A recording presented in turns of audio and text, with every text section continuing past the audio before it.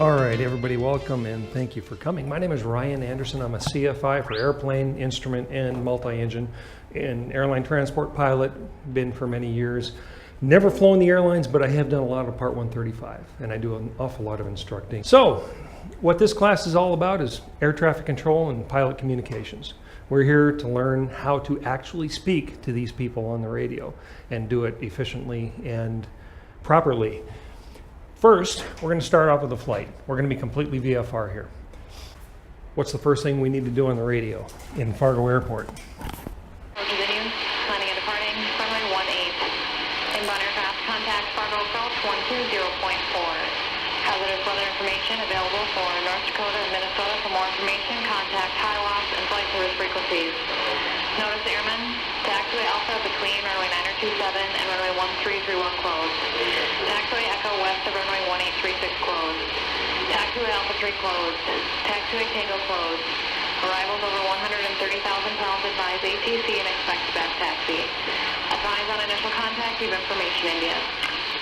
India. Fargo confirmation India, 1753 Zulu. Wind 180 at 7. Visibility 10. Ceiling 2,500 broken. 3,400 overcast. Temperature 26, dew point 21, altimeter 29er, 79er.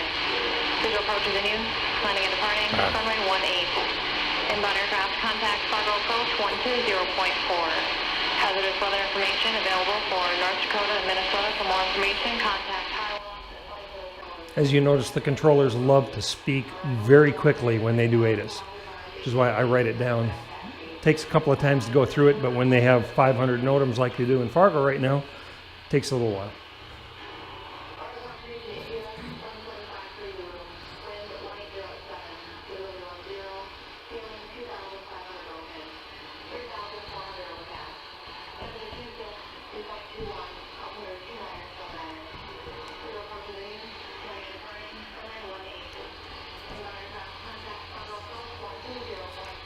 Okay, so what was that all about?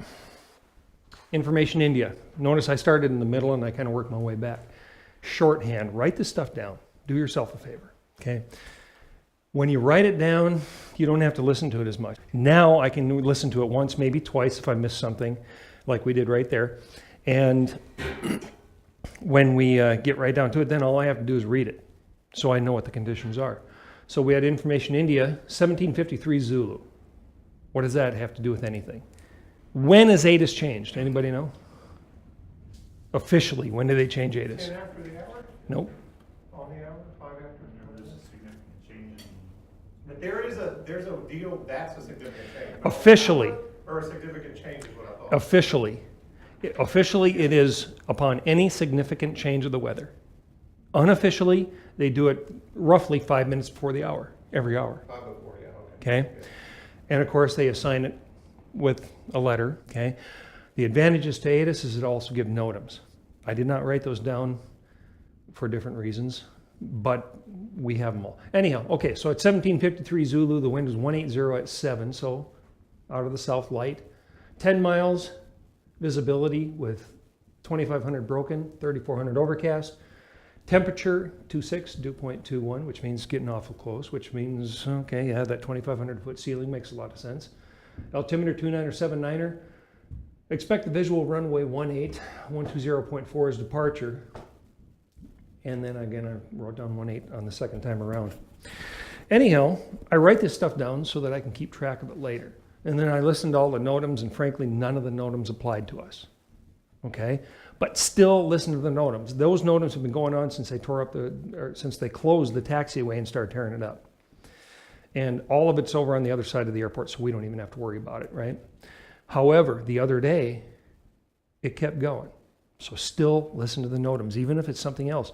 What happened the other day is somebody nailed some fiber optic lines by NDSU, cut out all communications here. The tower had no communications with Minneapolis Center. The tower had no communications with a lot of people, so you couldn't call them, you couldn't call AWAS on their phone number, you couldn't do a lot of things. So they were giving very limited interaction between pilots. So anyhow, the whole idea is to get this thing written down. Now, my little joke that I always play, and there's a reason for it, but I can't remember even where I heard this thing, but you guys know what the difference between ATC and pilots are?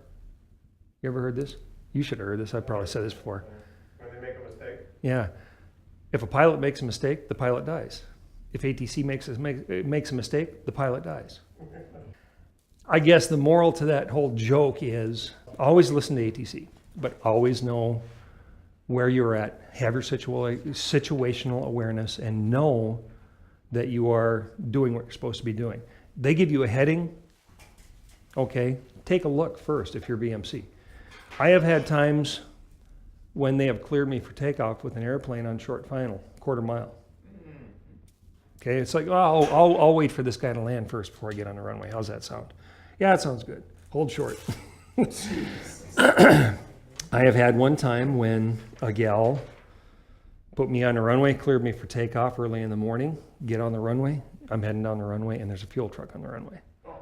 You know what? I think I'll hold short here and wait for the fuel truck to get off the runway.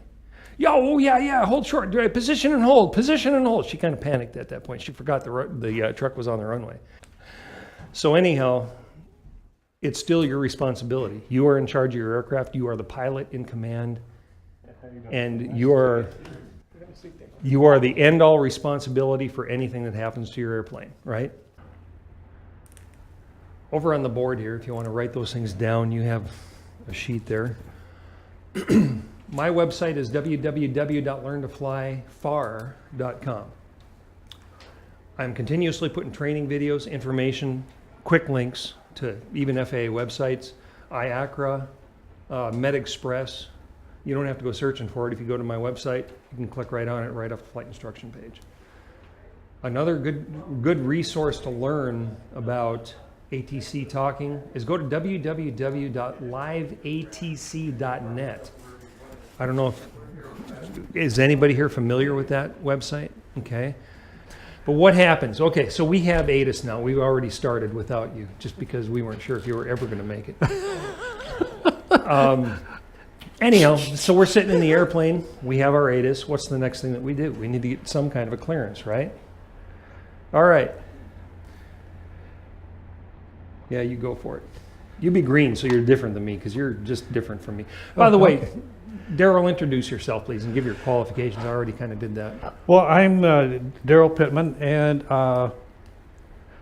my background is Air Force and FAA. Okay, I spent 51 years as an air traffic controller, between the Air Force, the FAA, and contract tower. I was the contract manager up at Minot for 9 years up there, and so anyway, all that put together, I had 51 years of air traffic control. So I'm pretty proud of what I've had to do, things that I've accomplished. I'm also a pilot. My friend Steve back there is also a pilot. He and I were in the Civil Air Patrol together, and we've flown many hours together. So at any rate, that being said, that's pretty much my background. Yep. Okay. Okay. We're using over here November 8093 Golf. All right. That's our airplane. Okay. All right. So I'm on the That's a South 172 or? That is an Archer. It's an Archer. Okay. All right. Okay. And here's what I hear a lot of with students who are unfamiliar and they think they need to get a lot of stuff out. Okay. There are 4 W's. Okay. Essentially, who are we calling? Right? You're going to get their attention. Who are we calling? Then, who are we? You got to let them know who you are. Where are we? And what do we want? The 4 W's that we're trying to get to in this thing. All right, so what I hear a lot of is Piper Archer, or Fargo Ground Piper Archer, November 8093 Golf. We're on the South General Aviation ramp. and they stop. Okay. What's wrong with this? First off, they haven't said what they want or where they want to go or whatever. Right. They're looking for a clearance to get to the active runway. Mm-hmm. And so, so first thing I would say is, what do you want? Yeah, exactly. Yeah. Now, this is wasting time. The other thing that we do is, okay, Piper, Archer, November. When do we have to use the November? What is November there for? Why do you see it on every tail number? It's an American airplane. It's based out of the United States. The only time you ever have to use November, and although you will hear ATC a lot use November instead of Archer, for instance, but the only time you legally have to use November is if you leave the country. That's correct. And you're talking on your initial call to, say, Canada. If you go into Canada, initial call, you use the November to identify yourself as a U.S. aircraft. That's correct. Okay, or Mexico, or whatever the case may be. So you really don't need to use that here. You also don't need to use Piper Archer. Tell them what you are. You're an Archer. So I would probably read back Archer 93 Golf. mhm. Yeah. So on the initial call, use the full call sign 8093 Golf. Okay, so here's how it should sound to keep it short without a lot of extra verbiage. Not this is, not the November, so on and so forth. You don't need to say general aviation ramp. If you say GA, they know what you're talking about. So it's Fargo Ground, Archer 8093 Golf, South GA, ready to taxi, information, India. Like the Southwest practice area out of below 5,000. Really simple, short, to the point, and just get to it. So what did I say? I told them Fargo approach, or Fargo ground, right? Who are we? Archer 8093 Golf. Where are we? South GA. We have information India that you should throw in there. And what do we want? We want to go to the Southwest practice area at or below 5,000. Okay, simple. Your readback as ATC is, and I always write down these clearances so that they're there. Okay. And what you need to just start yourself some sort of I always wear a knee pad. Sure. Okay. And what you need to establish is some shorthand that you can understand. Mm-hmm. Okay. So I would read back Archer 93 Golf, taxi to runway 18. From this point, there's not many crossings, right? Okay. We're going to do here, we're going to follow Bravo. We're going to go full length. So we're going to hold short of 27 all the way to runway 18. Okay. All right. Okay. So 18. Okay. Archer 93 Golf, taxi to runway. Via Bravo. Huh? Via Bravo. Via Bravo. Right. Hold short. Hold 27. short of runway 27. Right. Okay. And then sometimes they give you the rest of the clearance, sometimes they don't. There are a lot of times ATC around here will say, Archer 8093 Golf, climb, maintain 4,000 feet, expect higher with departure frequency 120.4, squawk 0431. Okay, so you write that down, right? So 4,000, right? Always leave off the last two zeros. Higher with departure. 120.4 is departure frequency, squawk 0431. Okay, a lot of times they leave off the taxi clearance. So can you taxi off this ramp? Absolutely, you can, to a point, and we'll get into that in just a minute. But okay, so read back is, all right, 4,000 higher with departure, 120.4, 0437. Taxi to 18 via Bravo, hold short of 27. Okay, this is a required reading. And when I talk to ATC, and the way I train it is always read back a commandment.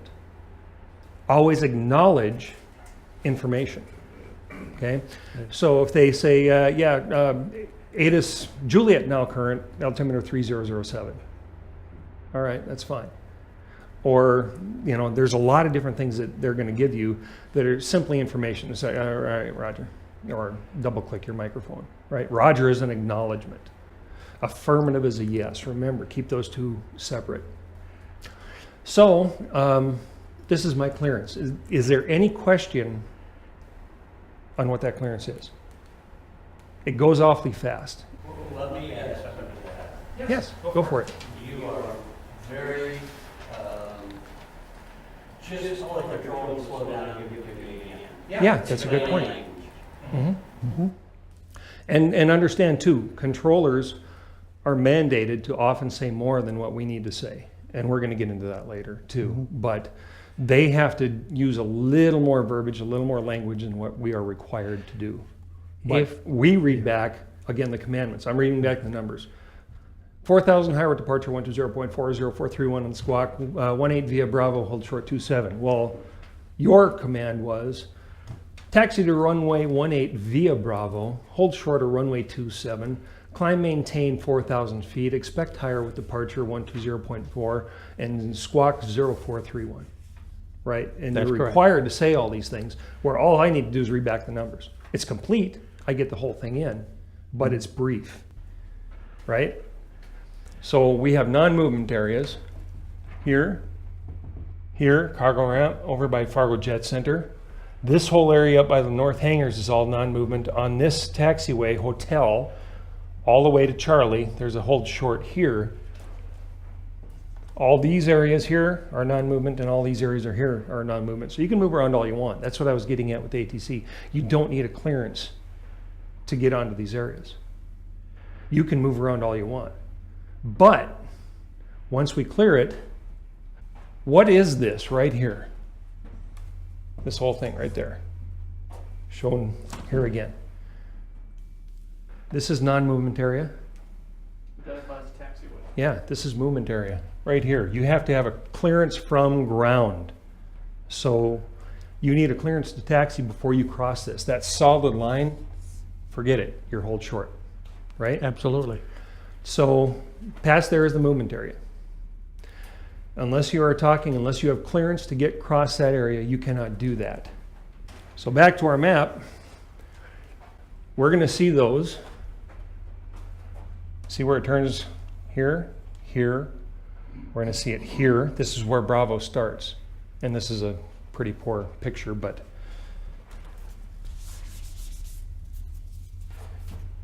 you're going to see a little different one here for the runway.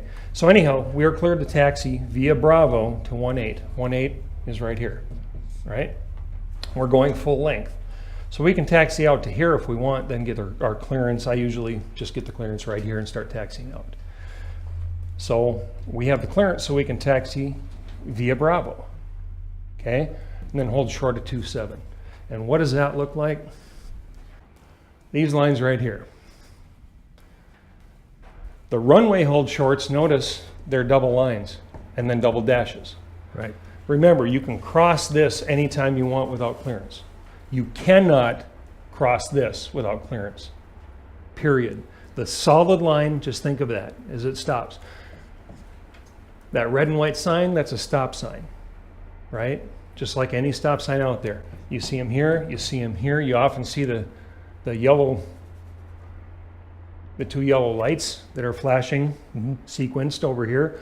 All kinds of signs to hold short of a runway. You are commanded to hold short at 27, that's where you're going to hold short. That's where you're going to hold short on 18 when you get there, all right? That's what that looks like. Now, on the way there, you're going to see signs like this. And this just worked out that it just happened to be Bravo. Where I got these pictures from, these are AOPA safety flashcards. It's on my website. There's a quick link to them on the flight instruction page where you can go and look at all of these. The biggest problem with runway incursions today is people don't know how to read these signs. So this here is what you're looking for. What does that sign say? What does that tell you? The black sign with the yellow lettering.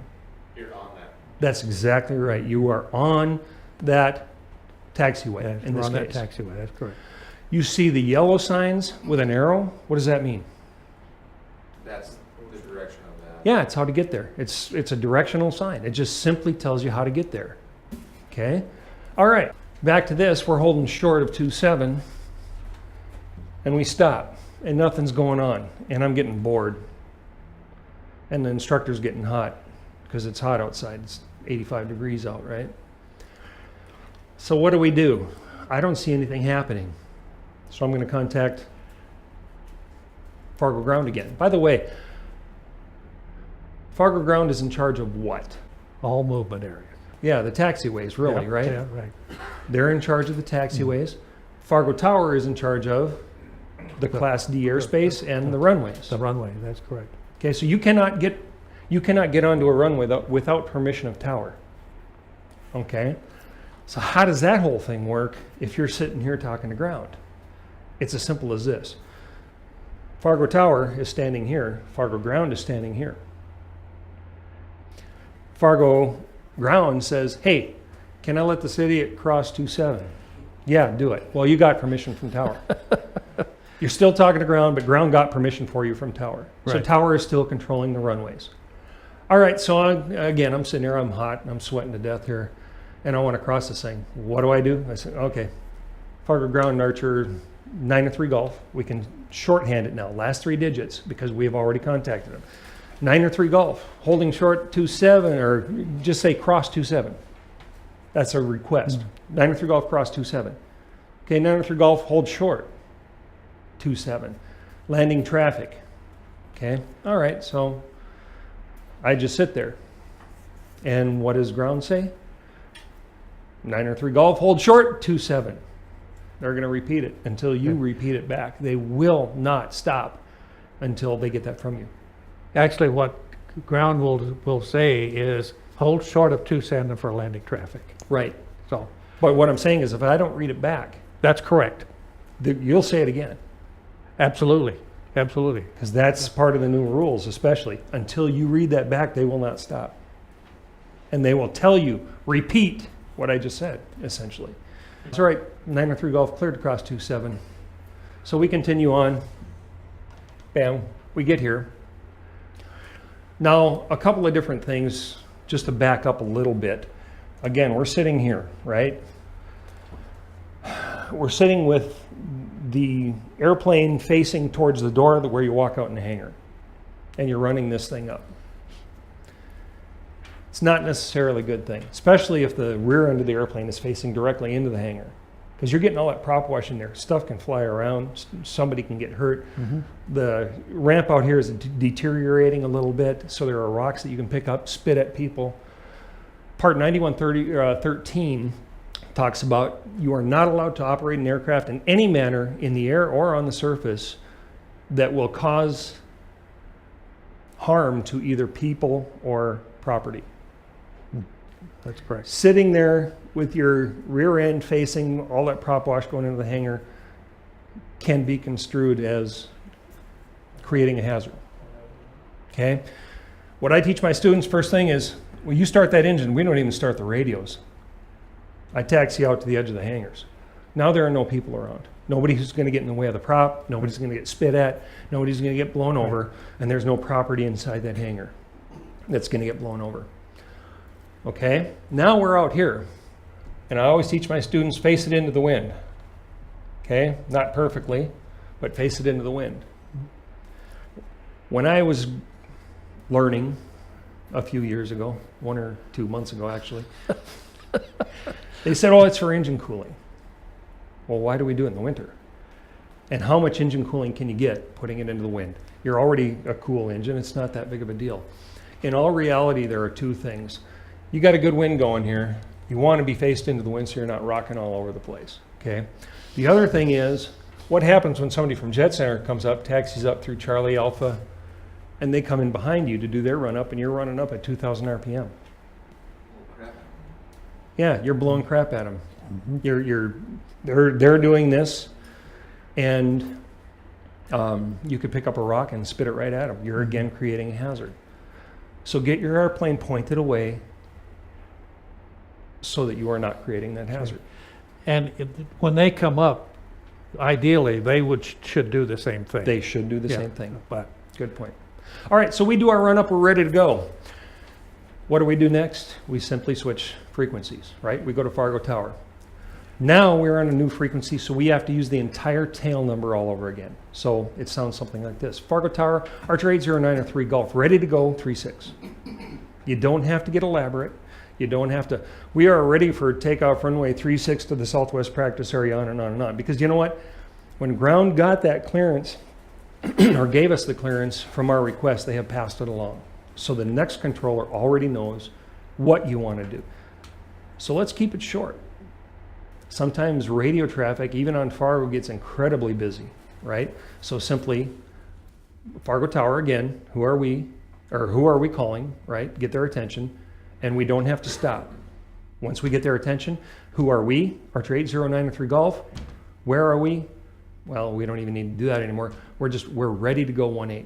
If we're doing an intersection departure on Charlie, for instance, ready to go 18 Charlie. If it's full length runway, don't bother with the intersection. This would be, on Bravo. But if you're at an intersection, repeat the intersection. Okay, so, but right now we're full length runway. So again, Fargo Tower, Archer 80903 Golf, ready to go 18. Okay, your response as Fargo Tower is? If I have traffic, I would say Archer 83 Golf, line up and wait. Yep. And then when that traffic's all good, then I would say Archer 83 Golf, clear for takeoff. Yep. The only time Fargo Tower will give you a wait is if they cleared you to do something and now they're changing their mind. Yep, that's exactly right. No way in hell since the last 15 years, since they made that rule that they've used it. If he's cleared you for takeoff and now something's happened. Yeah.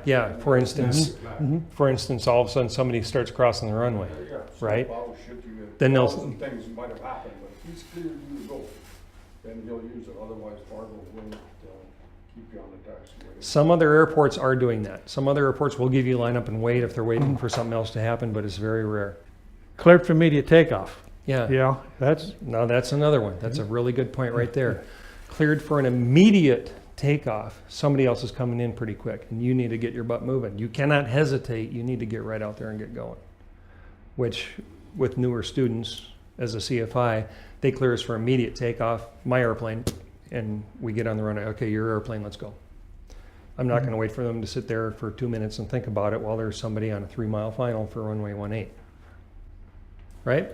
So, okay, so we're cleared for takeoff. We can cross that hold short that we looked at and we can go. Okay?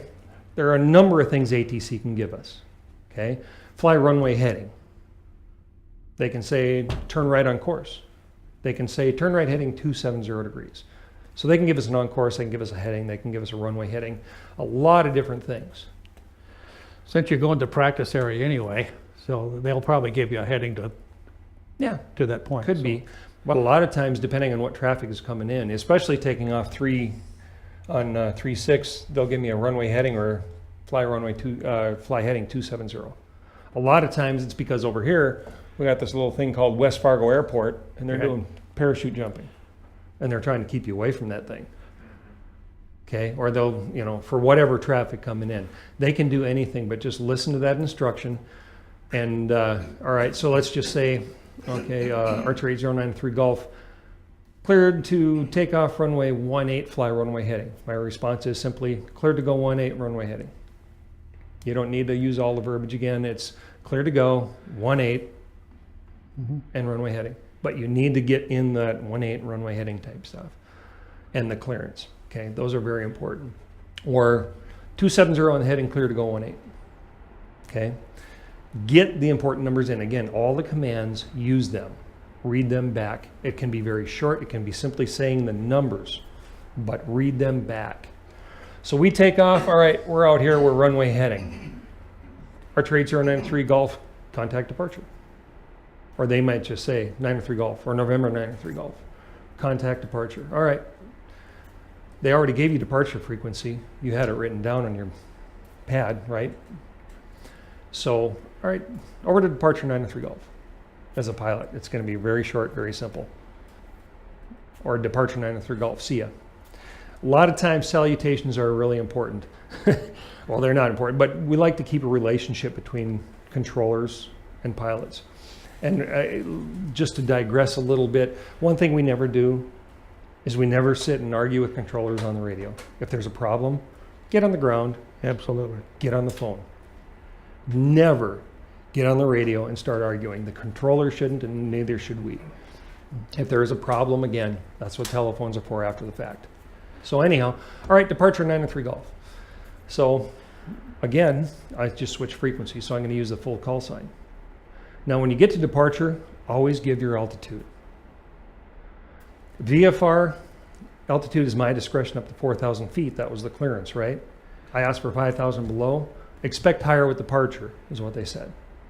So I'm going to Fargo departure, Archer 80903 Golf, climbing out of, we're at 1.8 here.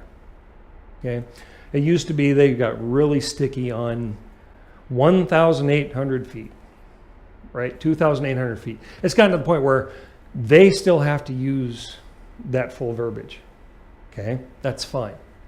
But when we get to it, a lot of airlines, you hear airline pilots, you hear everybody else, 1.8, 2.5. It's just that, it's a shortcut and everybody knows what we're talking to, or talking about. And often we'll hear an air traffic controller even using that decimal instead of, Yeah. It's a common habit. yeah. Yeah. And it's everybody understands it, so it's not a big issue. Yeah. If you ever want to go look up all the language on all of this stuff, go to the pilot controller glossary in the AIM. I actually have on my website, there's a quick link to the pilot controller glossary. All you have to do is click on it, you get a free PDF. All of the stuff on the FAA website is free, costs nothing. I have several quick links to specific things, so you don't have to go searching the FAA website, just hit the quick link. Anyhow, so we're going to the practice area, we head out. All right, bam. For us, we're going to reach 1,400 feet from full length right about here. I mean, or at least by here. And that's 500 feet AGL. What I teach my students is do nothing until you hit 500 feet AGL. All I want you to do is fly the airplane. You get your climb pitch, your full power, 7.5 degrees nose high. You're going to hit 76 knots in the Archer, which is best rate of climb. And after we hit 500 feet, now we can start turning off your landing light. We can start turning off your fuel pump. We can raise the flaps, and then we can pretty much do anything we want. There are some times that the tower will say, make your turn as soon as possible, which I still say, well, we're going to wait till 500 feet. This is my airspace right now. I'm here. And we held precedence. I'm going to help them out as much as possible, but we're still going to wait till 500 feet. So we have contacted departure, Fargo departure, Archer 80903 Golf. Climbing out of 1.8 runway heading. Okay, give the assignment again, just to remind him. So we were assigned runway heading, we're runway heading, we're going to tell him that, but always give him the altitude, because what's happening is he's going to look at your transponder code. You have put that transponder code in your airplane, your squawking altitude. They have now programmed it into their computer, right? So all the information on your airplane is on your little radar blip that they're looking at, right? And the reason that you're right about specifying the altitude you're leaving, they already know that, but it's a confirmation. Yeah. What happens, okay, I'm out here and I don't listen to the ATIS, whatever the altimeter setting was, I already erased it. And I screw up and I put that little needle on the 9. And pressure is really low, and I didn't notice that instead of putting in 900 feet, I put in 1,900 feet. Okay? My altitude's not going to be right. So me saying, and they will ask you, what altitude? Say altitude climbing. If I'm off, they're going to say, oh, I show you at, I'm at 2,500 feet in climbing. They're going to say, well, I show you at 1,500 feet in climbing. Altimeter setting is, and they will always give you that again, right? Right. So we turn you down, oh crap, I set the wrong altimeter. All right, I'm an idiot, right? Or not reading your transponder, check recycle or check on. That happens more times than I can count. Yes, it does. With the old equipment. There is one other thing. Yeah. And I rode with a pilot the other day, and they asked Vfr Altitude, and he said 2,050 feet, which was misinterpreted to be 2,500 feet Sure. by the controller. The next comment out of the controller was stop squawk. If you're 300 feet off, That's right. the next words out of their mouth is stop squawk. Exactly. Now, at that point, of course, I just keyed the mic and said, no, really, they gave her the proper. Yeah, yeah. And I never get that specific with the 50 feet. I'm passing 2,000. Passing 2,000. Don't use 50 feet, it's just confusing. Exactly. Use hundreds of feet. Nothing less than that. And again, Arlen, that's why you have two transponders. Because sometimes transponders screw up, and that's what I was telling you the other day. You get 300 feet off, they're going to tell you to stop squawk immediately. So, well, here, let me try this transponder. You flip it over. How does that read? Okay, yeah, that one reads good. Use that one. So things happen. I've had more than one time a transponder has died on me or has shown more than 300 feet off. I've had one that's been 700 feet off for no apparent reason. And it slowly came back in, but they made me quit. So What does stop squawk mean? stop squawking altitude. So instead of on your transponder, instead of going onto alt, just go to on. It's still giving your signal. It's still giving your code. It just will not give them your mode C. Okay. All right. So I've called in again. Back to this. We've called into Fargo departure. Fargo departure Archer 8093 Golf.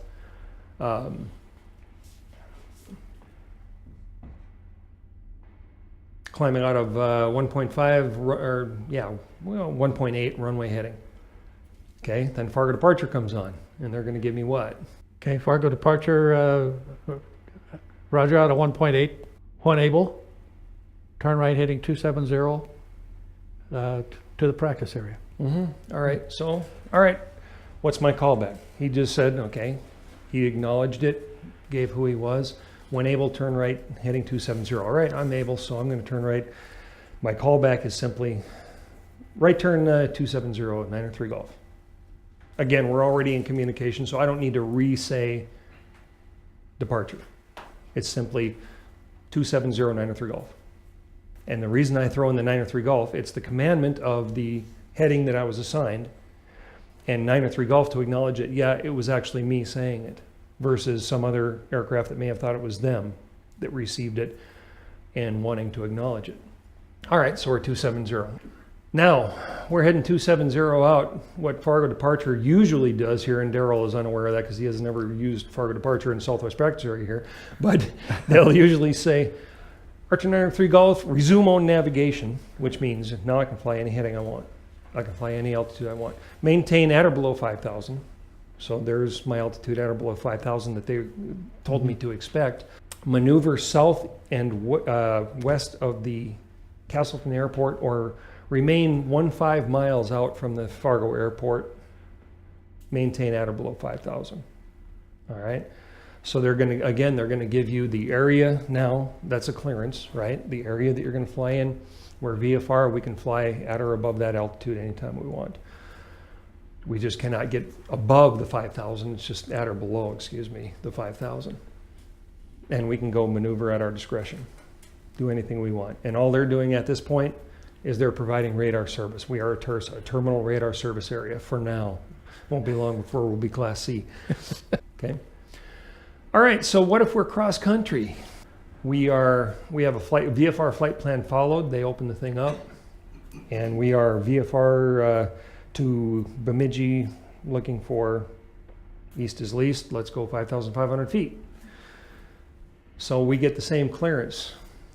Archer 8093 Golf Fargo ground. You're cleared to Bemidji as filed. Climb maintain 5,500 feet. Squawk 0431, whatever the case may be, right?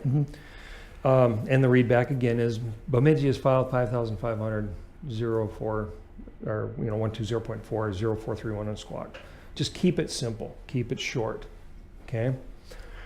And then it's the same thing. Then all we do is we just blast off, and they give us departure, and tower is going to give us a heading, an assigned heading, or they might even say, "What's your on-course heading?"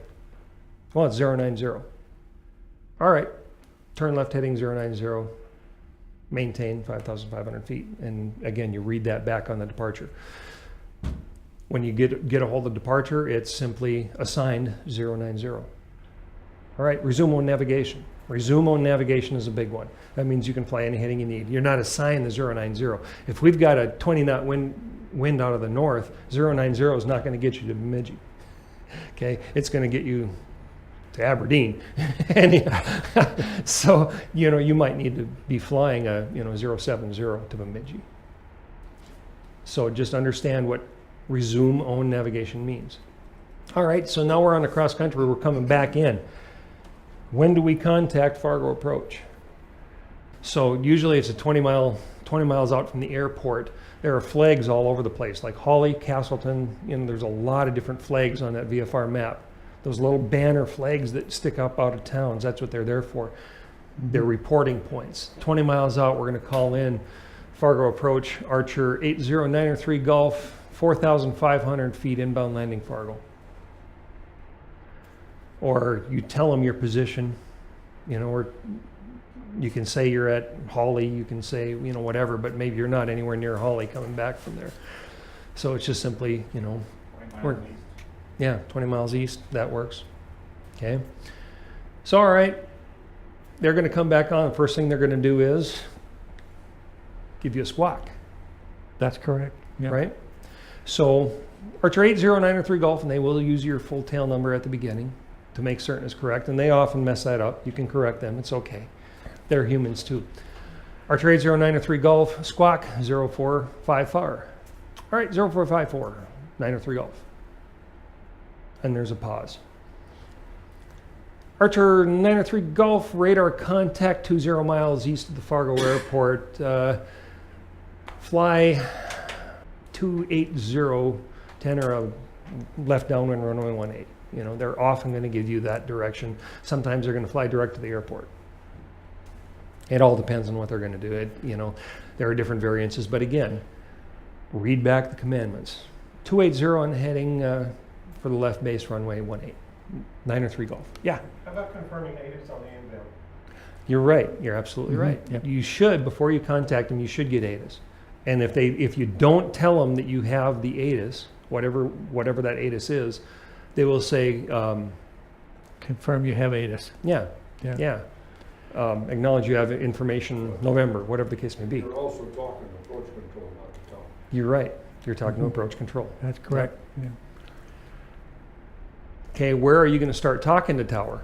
What, Yeah, at least 5 miles out. Usually, sometimes approach is going to get a little behind, and quite often when I'm coming in from wherever, I have to say, you need me over to tower yet? Because I'm getting awfully close. I'm sometimes 3 miles out before they switch me over. Mm-hmm. But remember, what do you need to get into Class D airspace? Two-way radio communications established with tower. Well, here they let it go once in a while because you're talking to them anyhow, but you're talking to approach. So, but yeah, you're absolutely right. About 5 miles out, roughly 6 miles out, they're going to tell you to contact tower. There are some times when you're coming in, when things are really quiet, they have me contact tower 10, 15 miles out. Depends on the traffic It situation. depends on the traffic, depends on quite often the time of day. Mm-hmm. And a lot of times, tower and ground are the same person. The majority of the time here in Fargo, they're the same person. So they're on both frequencies, but you still, when you switch frequencies, you still go to the full call sign on the first call. Sometimes, late at night when things are slow or early in the morning, they're all three. One person is handling ground, tower, and departure. So that's very important to remember. But you still do all of the protocol all the way through, as will they. Traffic avoidance. I told you they're giving you a VFR separation even out in the practice area. We're working out there, and quite often you're going to hear things, Archer 903 Golf, Fargo departure, traffic 1 o'clock, 5 miles northeastbound, altitude indicating 5,500. And they're not talking to you, but it's a matter of they're giving you that avoidance. Again, acknowledge it. You don't have to repeat all of that. It's an informational thing. Just acknowledge 903 Golf looking. Okay, that's all you need to tell them, is that you are looking for the traffic. You don't need to read the entire thing. When you get the traffic in sight, I often get too military. Traffic in sight, 903 Golf. Let them know so that you can, okay, maintain visual separation. You'll hear that a lot. Now, military lingo, right? Tally ho on the traffic, right? In other words, yeah, we're going after them, you know. No joy. No joy. Yeah, Thank right. you from the military guy. Yeah, no joy on the Cessna. You know, I often use no joy in Tally-ho. And they all know what we're talking about because they've dealt with military, all the F-16s, F-4s, F-101s, you know. It's fun to have a little bit of fun with them too. We can't get too awfully serious. One thing I don't do is use thank you an awful lot. We keep the rapport going. But if I ask for a special request, I will always thank them. You know, when they give me, you know, hey, you know, I need higher on icing up here in whatever airplane. And they give me higher, and okay, yeah, climbing to this altitude, thanks. And they acknowledge that too. Oh yes, they do. They thanked me a couple times. Yep, and salutations. I use that a lot. Lately, and I'm getting this from one of the Fargo controllers, it used to be everybody said good day.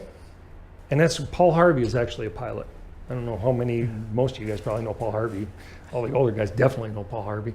But he always ended his broadcast with good day, right? Well, he got that because he was a pilot. And everybody here said, just shortens it, good day, you know.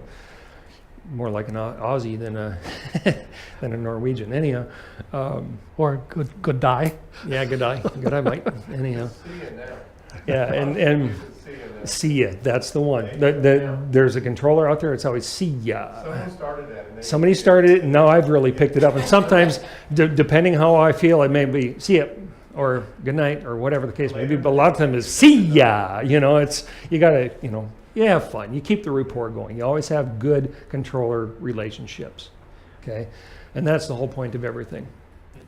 But the whole point of the VFR thing is read back commandments. Any numbers that they give you, you don't have to get deep into it. You can just read back the numbers. And they'll always give you the same order every time, right? And then acknowledge information. And then when I read back in the order they gave it to you, correct? Yes. Not reversed as you heard it. Yep. That's And then- correct. It has to be a verbatim. Right. Yeah. But it doesn't have to be, like I said, it doesn't have to be absolutely complete. You don't have to use all of the verbiage, but you read back all the numbers and then acknowledge it with your call sign. So you know that somebody else they know somebody else hasn't acknowledged your call sign. Now, when you're reading back the craft on an instrument clearance, do you want the 93 Golf at the top or at the bottom? I mean, because I've done it both, I guess. You know, the craft read back It can be at the end. either. It Because can be I've done either. both and I've heard both. Yeah, it can be either. It's not that big of a deal. I'm in the habit, usually, it's not 100% of the time, but usually I'm in the habit of doing it at the end. That's what I do at the end usually. But then you say at the beginning, then they know immediately who's calling them. But Part of the reason that I do that is they're throwing out these numbers, and once you're up there, like Tom had mentioned, I'm not spending my time writing this stuff down. So I'm reading back the numbers first as they're in my memory. I have set my altimeter setting, or I have set my altitude alert, right? Or I have set the heading, or whatever the case may be, the new frequency. And I have done this while they're talking. So then I read it back, and then I use the 903 Golf afterwards. Okay. Another good thing with ATC that most people, I can't believe how many people still do this, even professional pilots. Let's say we're VFR, we have left Fargo departure, we're getting out of the area. Usually when we get out of the Fargo departure area, it is leaving the Fargo Tersa, squawk 1200, or squawk VFR, right? You're gonna hear that all the time. But, well, 8093 Golf would like flight following to go to Bemidji. All right, contact Minneapolis Center 126.1. 126.1, 903 Golf. So you switch over, and as soon as you get that thing switched over, you bam on the mic. Okay? And quite often somebody's already talking on there. So what you hear is, "Wheet!" right? All you're hearing is a squeal on the radio. Every time I switch over, I pause and wait 5 seconds at least. Okay, I'm waiting to see if maybe an airplane just called in and there was even a pause, and then ATC was going to acknowledge it. And you're going to step on them. I'm waiting to see if there's a conversation going on, okay? Because it goes back and forth, and sometimes you're going to miss that. Sometimes there's some people talking, you hit that switch, that flip-flop switch, and you're immediately going to your push-to-talk, and then you're stepping all over and nobody hears anything, and it's annoying as all get out to listen to that. Now, they can hear both conversations when they Sometimes. step on someone? Sometimes. I mean, It depends. They know they've got steps. They have a lot more power than we do in the airplane. That's what I thought. This last week, I was on a Chicago frequency. You could hardly get a word in edgewise. So you're listening to this, and then all of a sudden, and everybody, half the pilots are out there doing that. They're waiting for the break. Okay, there's a 2-second break. Great, bam! And then we're still stepping on each other. And one controller is like, "I've got 4 of you calling me at the same time," and then she starts calling off a tail number. So it's really important to, wait your turn sometimes and whatever else, and they'll get to you. Always wait that few seconds to make certain that conversation is over before you key the mic. But stepping on people is just going to happen out there. There's no way to avoid it. When you're leaving the area, they throw you to departure. I mean, they want to hear from you pretty soon. I mean, Oh yeah, you don't wait 10 miles. exactly. I mean, within a minute or two, it'd be okay to call. I mean, if it's Yeah. busy, I'm saying. But when you've got Like three, you're gonna do that second. but when you've got 4 UND students out here doing touch and goes and 2 commercial departures, and then 3 Part 135 departures, there are times that frankly you're going to have to wait. They understand it. They're not going to get all upset. Unfortunately, when you're sitting on runway heading and you end up at the VOR before they turn you right, that's going to happen. So until you call into departure, you're still technically with tower? Or you switch it? No, you switch. You gotta switch up. You got to switch it. You're on departure. And then there are some times when they know they have you, because every controller, even though the departure and approach are down in the TRACON, okay, they're in this dark little room below the cab, and then ground and tower are up in the cab, they're communicating with each other. They hand each other off, right? They know you're with them, even though you haven't said it yet. Yeah, exactly. They know you're there, or at least you should be there. And so if they have lengthy conversations with somebody, and quite often you'll hear the thing, 903 or 8093 Golf, did you check on? Or 8093 Golf, are you, whatever? Yeah. They're and yep, affirmative, and they're going to be like, thanks for waiting. It gets nuts for these guys sometimes. Can you say something real quick about controlling, trying to call a pilot with no response? How that works? For whatever reason, no response. I mean, I've heard a controller call 5, 6 times, 7 Yeah. times. Oh, you're talking about for when the, When there's just no answer with an aircraft in the control space, yeah. and they can already flash the handoff to you. Yeah. Yeah. Okay. Well, or not necessarily. Let's just say we're out in the Southwest practice area, we're maneuvering, and Fargo Departure is trying to get a hold of you. And they can't. They called 3 times and you haven't responded yet, even though you're still in their radar service, still squawking their code. All right. Archer 93 Golf, radio on frequency. Okay. And I might say that a couple of times. Then I'll go back to the approach control and say, no, I'm not talking to him, or I am talking to him, whatever. Yeah. And quite often the verbiage you'll hear from approach when they're talking to you is, how do you hear? Archer 8093 Golf, how do you hear? And they'll say that a couple of times. They'll get into that. And in an IFR condition especially, you hear this a lot, where you get low altitude. Say I'm flying into Jamestown and I get too low for Minneapolis to contact me. They may tell another aircraft to relay a message to you. I've had that Yep. from American Airlines over in St. Paul. Yep, that will happen. We were just too low coming out of Watertown. Exactly. And a Canada airplane, actually airline, related to me. I heard the controller say it, but they couldn't hear me reply, so I told the Canada Air pilot to read it back, and I heard him read it back. Yep, And so was a relay. exactly. And that worked pretty cool. I've had that 2 or 3 times in Minneapolis. Yeah, and That works. a lot of times too, IFR clearances, you're coming in at the airport, and let's say it's 200 and a half.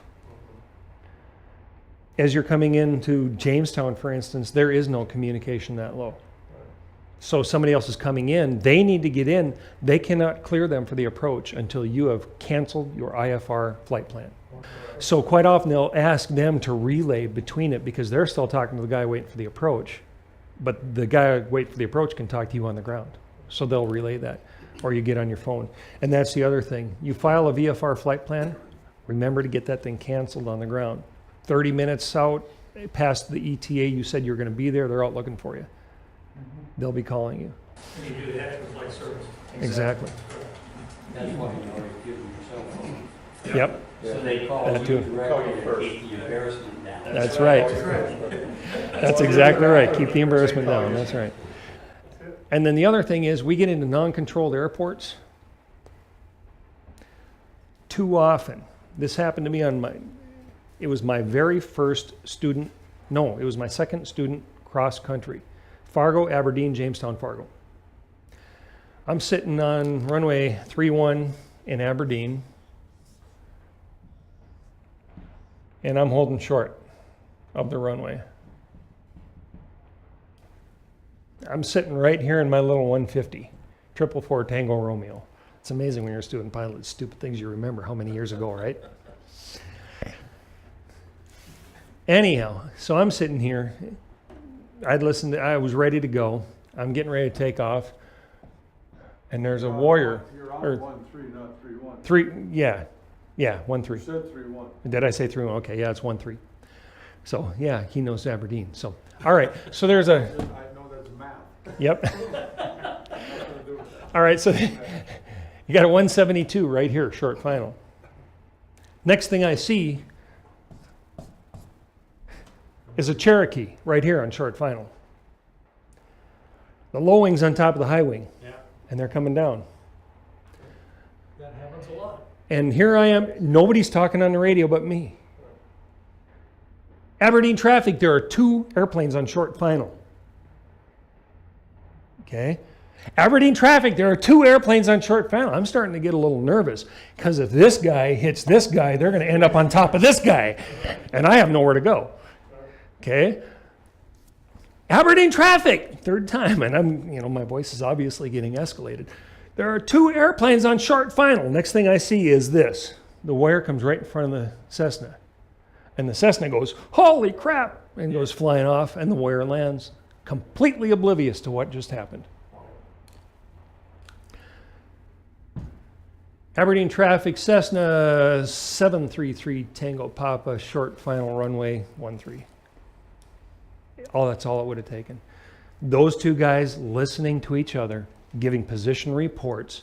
We were in Castleton the other day. Okay, Castleton traffic, I call at least 5 miles out. Archer 80903 Golf, north of Castleton, or 5 miles north of Castleton, inbound, touch and goes runway 13. Going to overfly the airport at this altitude. Give the information. Tell them what you're going to do. Okay, so we're coming over. We're going to look at the windsock. Actually, we said 3-1 because that's where the winds were in Fargo. When I saw the windsock, it was more like that with the opening here. So, okay, well, hey, you know what? That's not going to work. We need to use runway 13. So, okay, Castleton traffic, Archer 80903 Golf, we're going to enter a left downwind 3-1, crossover, enter a left downwind 13 for touch and goes, and that's what we did. And then we called our downwind, and then we called our base to final. I didn't call everything on that, but there was no traffic going on out there. I always use a thing, and there was one pilot that used to get aggravated with me. You don't have to say that. That's not in the book. Saying, any traffic in the area, please advise. You don't have to say that. Nobody has to even respond there. And it's like, quit being a jerk. And then the FAA came out and said, no, that's a good thing to do. Because you're out there saying, okay, you may have just switched that frequency. They may have given a position report. However, you didn't hear it. Yeah.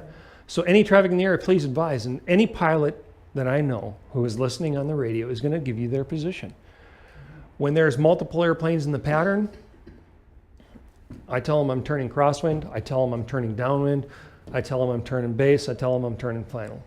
I get into it. Taking off and landing, it's, when you're leaving, it's, you know, Archer 809 Golf departing runway 13 will be departing to Fargo, departing to the east, departing to the west, whatever. And then I always key up, before I switch frequency, I always key up and say, Archer 809 Golf is departing to the west. See ya. Just in case somebody's listening, hey, see ya. Right? Got to get that thing in. So make certain that you're using your radio at uncontrolled airports too. So anyhow, so when we're talking again, use, for instance here, Castleton traffic. Again, you're getting their attention. Who are you calling? You're calling Castleton traffic. At the end, you don't need to repeat Castleton traffic, but please repeat Castleton or wherever you are at, Bemidji, whatever. Because when you're up in the traffic pattern even, their 122.8 is a frequency here, CTAF frequency. You are going to hear, yesterday we heard, 3 or 4 different airports, all doing the same thing. And if they don't use the airport name after the communication, you're going, was that here? Where was that from? You know, so use the name at the beginning and use the name again at the end, because people aren't always listening because they don't hear their tail number. And it's not air traffic control, it's somebody reporting their position. So without your tail number being shouted out there, you're sometimes going to miss those. I usually miss them. And they say, well, I start catching where their position is, but where are they, right? If you Well, don't repeat it, you've wasted half of the transmissions. I catch it very few times in the first time where they're at. Yeah, exactly. So just use that after the fact. Use the city after the fact. Okay, let's take a quick break. I'm going to get some more water, reset my other camera, and then we can, I want to just have a short session on a couple of things with IFR clearances.